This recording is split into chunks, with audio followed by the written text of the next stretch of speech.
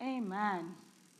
So this is the Family Matters series, and today we're doing part one of marriage and relationship. And our part one starts with falling in and staying in.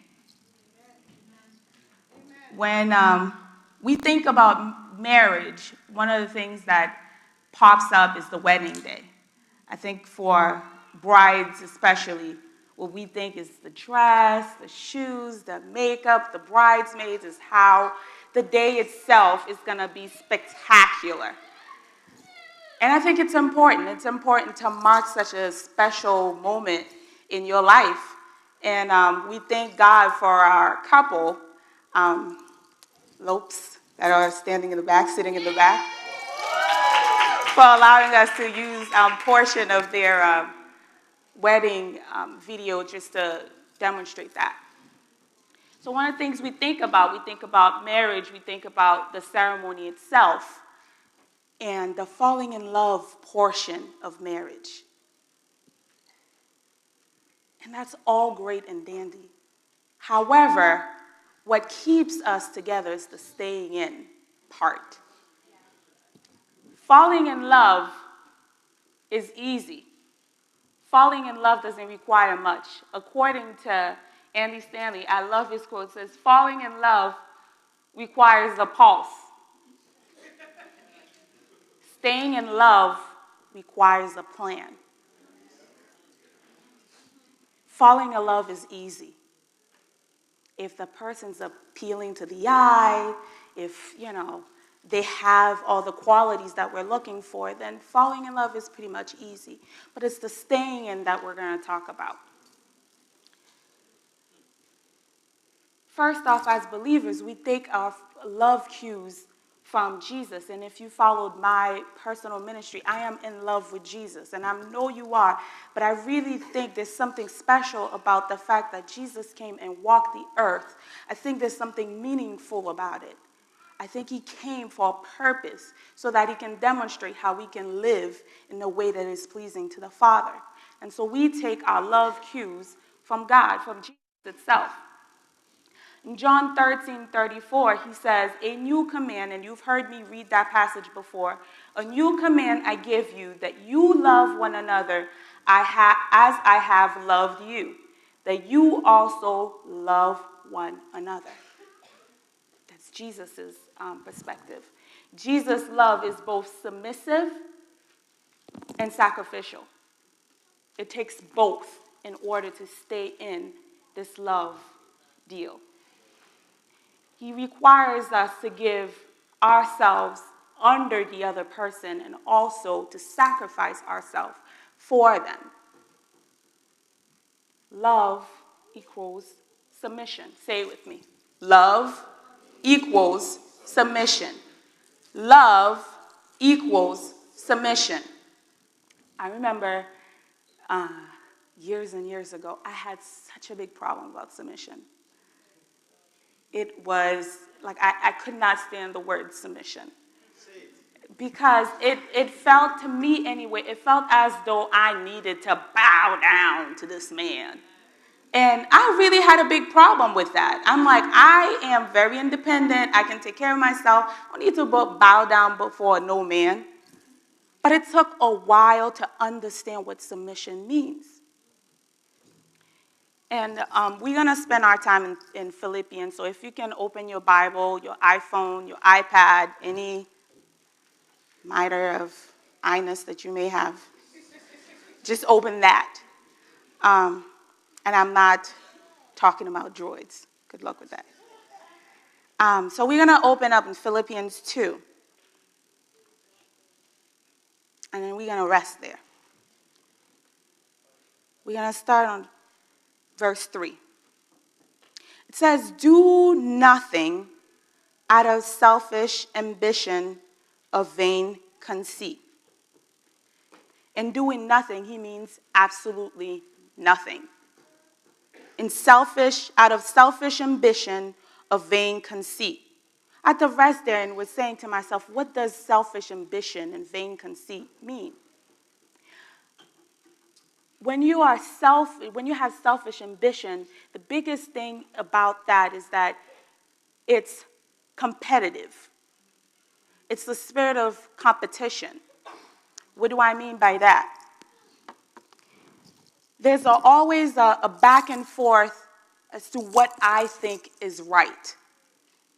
I want to be above you, as opposed to me submitting to you. So that spirit of competitiveness, takes over the relationship. And so what God is saying in Philippians, what Paul's saying, he's saying, do absolutely nothing out of your own selfish ambition and your spirit of competitiveness, vain conceit. Do nothing like that. Rather, in humility, value others above yourselves. Value others above yourself. Now, what does that mean? It means just that. It's just that simple. It's seeing that person, putting that person above who you are. It's putting them above your needs, your desires. And yes, when you think about it, it's a very concept to grasp. Because what if I put you first and you don't put me first? In marriage, the reason why marriage and relationship struggle is because we have a problem putting the other person first.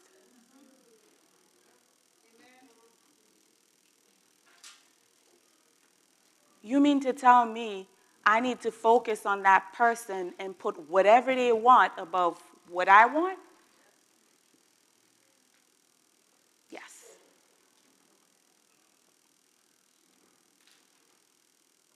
And he also said in verse 4, not looking to your own interest, but each of you to the interests of others. Not looking to your own interests, but the interest of others. That means what that person's interested in, I should take an interest in that. Now, when you're in a relationship and you're married, you think it's such a hard concept, but in reality, it really is not. Think about it. When you were dating or when you were courting and when you were trying to, get into that love boat with that person, what did you do? I have a really, really, really good friend of mine, really good friend. I remember when I met her now husband.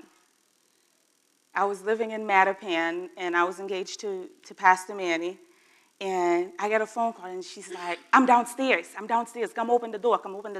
So I run down, I'm thinking this girl has some type of emergency, and she's like, she has these short booty shorts and the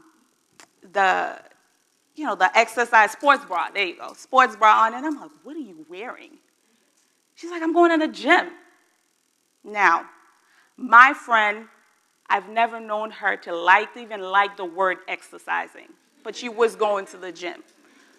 And I looked at her like she had four heads. I'm like, you are going to the gym? She's like, yeah. He likes going to the gym. Oh my gosh, so we go to the gym. But you have to meet him. I told him I needed to pee, so I came and you need to meet him.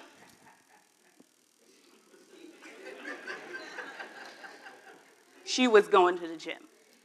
Now, fast forward 13 years later, he still loves to go to the gym. And guess who's not going to the gym? So when we sit down and we talk, it's the big thing. Fred, can you please talk to her so she can go to the gym with me? And I'm looking at her like, she's like, he knows I hate the gym. He's like, no, you don't. I'm like, yes, she does. You just didn't know it. That's the reality. We are willing to do anything because we are in love. But are you willing to do anything to stay in love?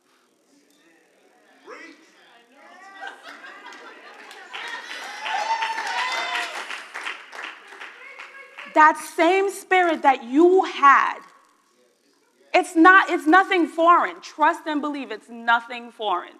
The same spirit that you had, that you invested in that relationship, should stay with you. Should stay with you. And yes, when I talk about that story, she tells me all sorts of reasons. Yes, I had 3 C-sections, and I have the little kids, and I have to work, and blah, blah, blah. Yes, life happens. But after the kids are grown, after you move on, then what? Then what? I do not want to wake up and not know who I'm married to. And yes, it takes a little bit more, it takes more effort, more planning. Remember, planning to stay in takes a little bit more planning. But it is so worth it because the person that you chose is worth it.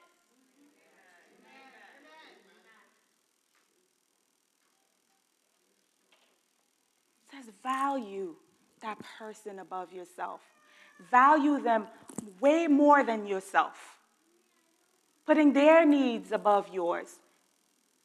Putting their desires above yours. Putting your interest above. Putting their interest above yours.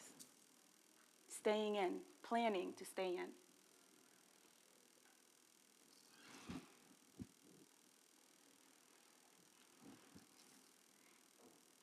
In your relationship, your mindset should be Christ-centered. I mean, look, we're believers. And if we're going to do this love thing, we got to do it the way he did it. And there's nothing, absolutely nothing that Jesus requires of us that he did not do himself. Remember what I've said, like when he came, there's a purpose behind it. He could have came and died. Why did he stay? Why did he walk the earth? He didn't have to hang out with the fishermen.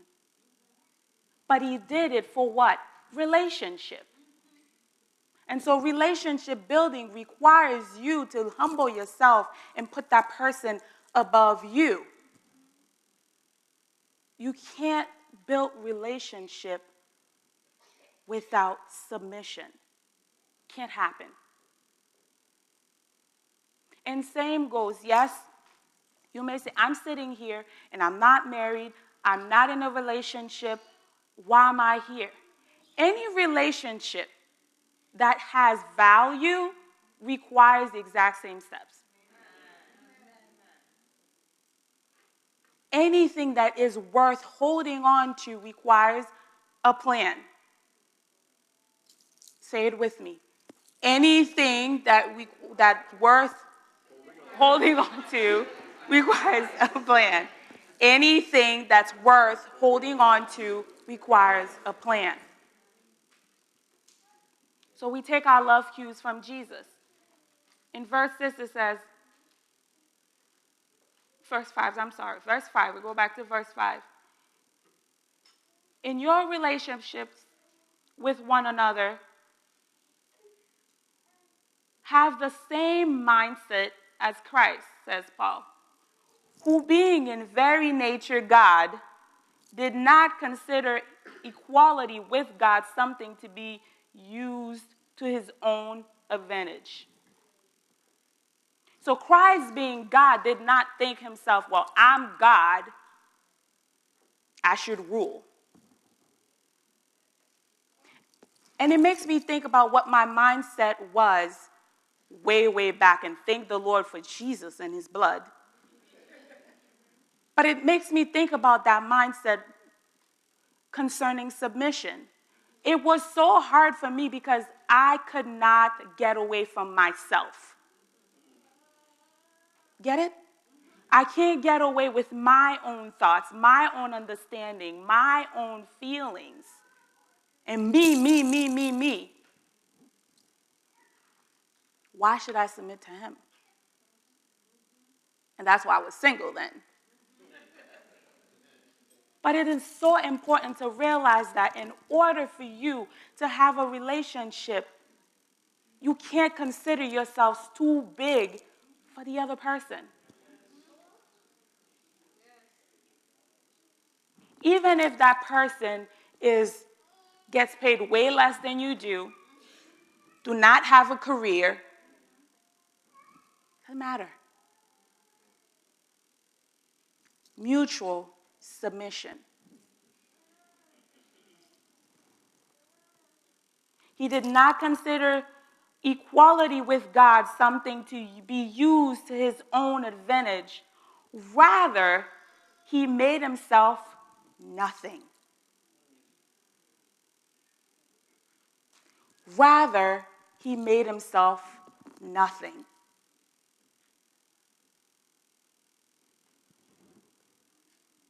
By taking the very nature of a servant.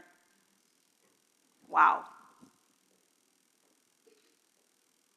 You mean to tell me I have to make myself like absolutely nothing and be a servant? Pretty much, yeah. And it's a very, very hard concept when you think about self first. Relationship building, self has to die.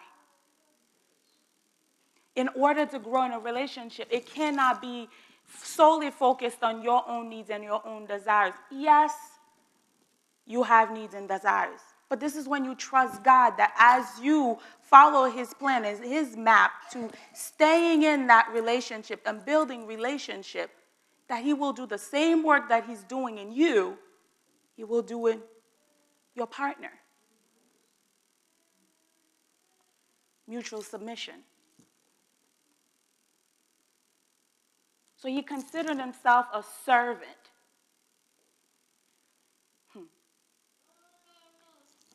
Why did he use the word servant?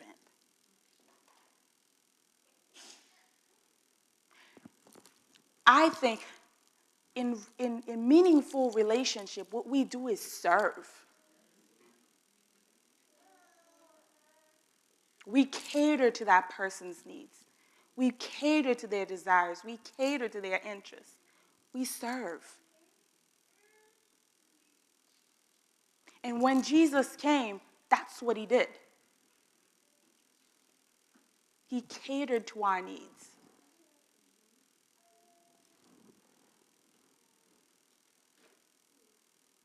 Being made in human likeness, in being found in appearance as a man, he humbled himself. He humbled himself. He submitted himself.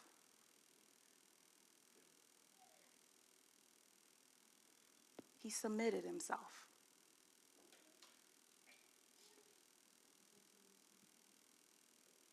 By becoming obedient to death, even death on a cross.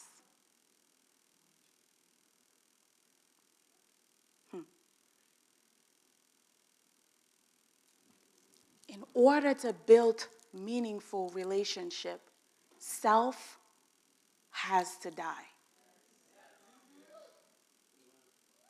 You have to crucify your own selfish desires because it hinders relationship.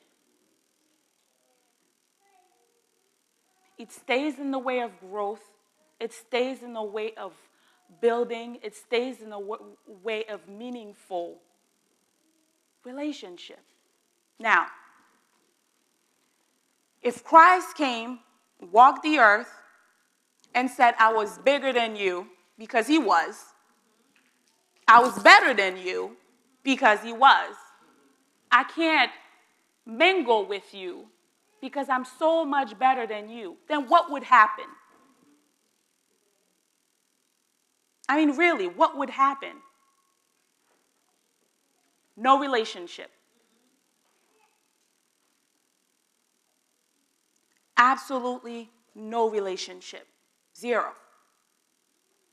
So if you, as human, you think you're better, you think I'm doing so much better than you, I know what's right,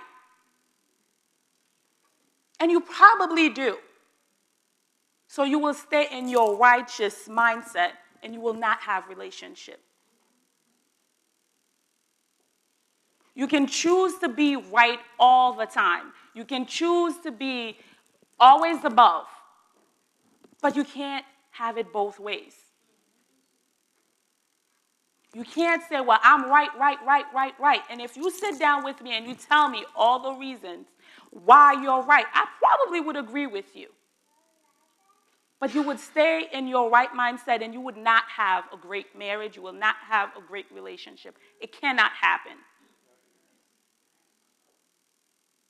It cannot happen. And Jesus proved that by the way he walked the earth. He knew that he was right. But Jesus didn't walk around saying, sinner, sinner, sinner, sinner, sinner, sinner, sinner, sinner, sinner. He didn't do that. He didn't walk the earth saying, I'm right, I'm right, I'm right, I'm right, I'm right, I'm right, I'm right. You're wrong, you're wrong, you're wrong, you're wrong. And even if he did, he probably would have been right. He could say, well, you know what? You did this. Yeah, I saw you last night, please. You did this. And you, please, don't let me even talk about that one. He would have been right. But there would not be relationship.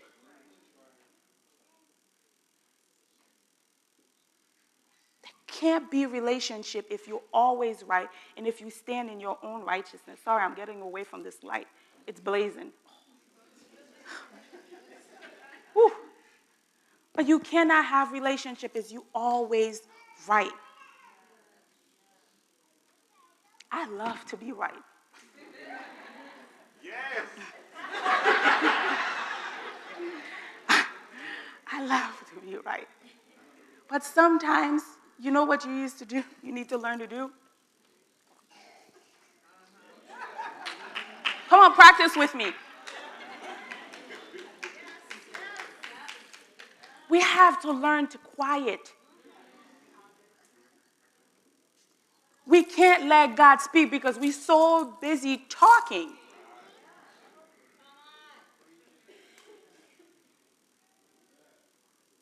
Sometimes you just have to learn to be quiet and let God.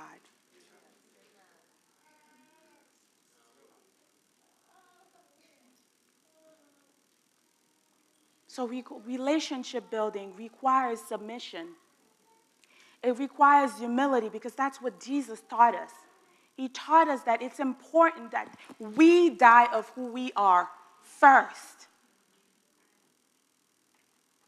And not saying, I will die of who I am if I see you dying. It doesn't work that way.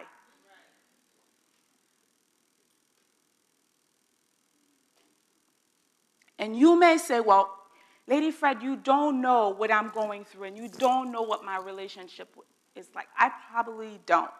I don't. And you don't know how right I really am. You probably are so right.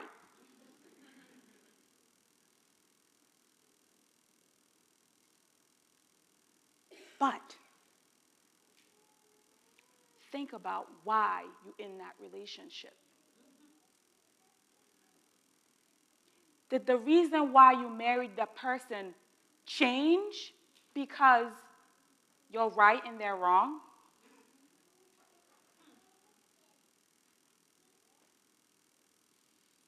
Did it change? Did it change anything?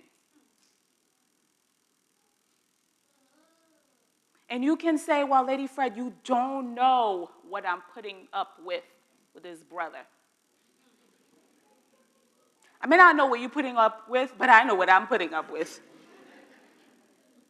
But you have to go back and say, is this meaningful enough for me? Is it worth it?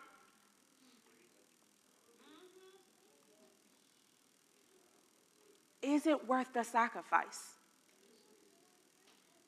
Is it worth it? Then change. The person that wake up overnight, trust and believe. If the person snored, they didn't snore overnight. You just didn't know that. If he was a gassy person, It wasn't something that happened overnight. You just didn't know it. He's very handsome and very gassy. You just didn't know it. And change. If he goes to bed with his socks and he can't, for the life of him, take his socks off, his nasty socks off, that's new to you, but that's not new to him.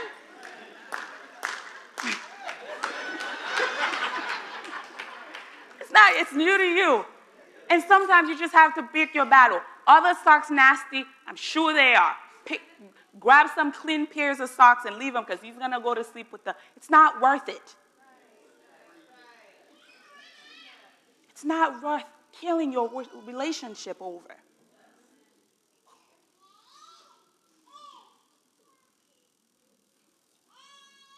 That same reason is still there. Your eyes are just open to other areas that you just didn't know existed. That's it. And can you love him or her in spite of the things that you didn't know about? Can you do that? Can you love them in spite of their faults? And I'm sure they have plenty, because I know I do. Because that's what Jesus did. He loved them. He loved us in spite of who we are. He loved us in spite of our shortcomings. He loved us. Sacrificially. Sacrificially. That's relationship. So no, I wish I could tell you there's a perfect storybook relationship. Newsflash, it does not exist. Trust me, it doesn't. But your relationship can be perfect in your own ways by the way you plan it and invest in it, because it's worth that. Can you have your happily ever after if you choose to? If you choose to.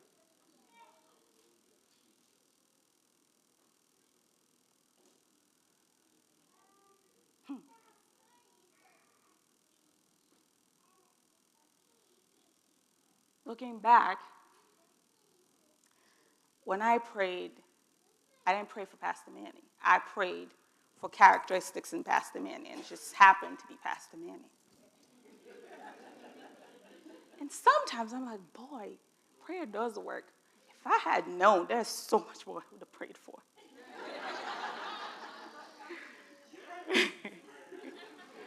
And I'm sure he says the same thing about me. Because boy, it takes someone with a lot of patience and love to deal with me. And guess what? It takes a lot of patience and love to deal with you.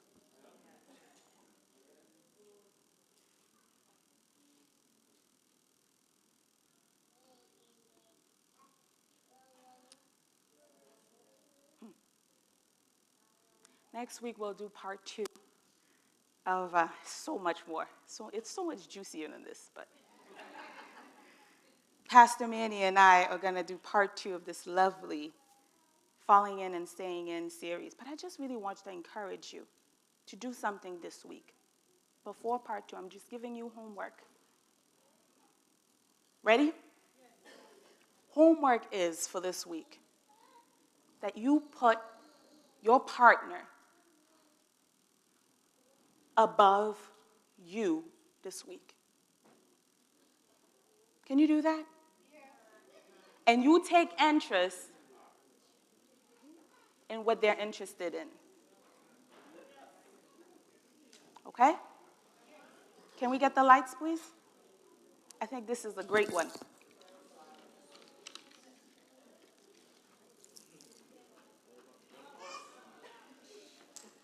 Yep, turn it off. Yes.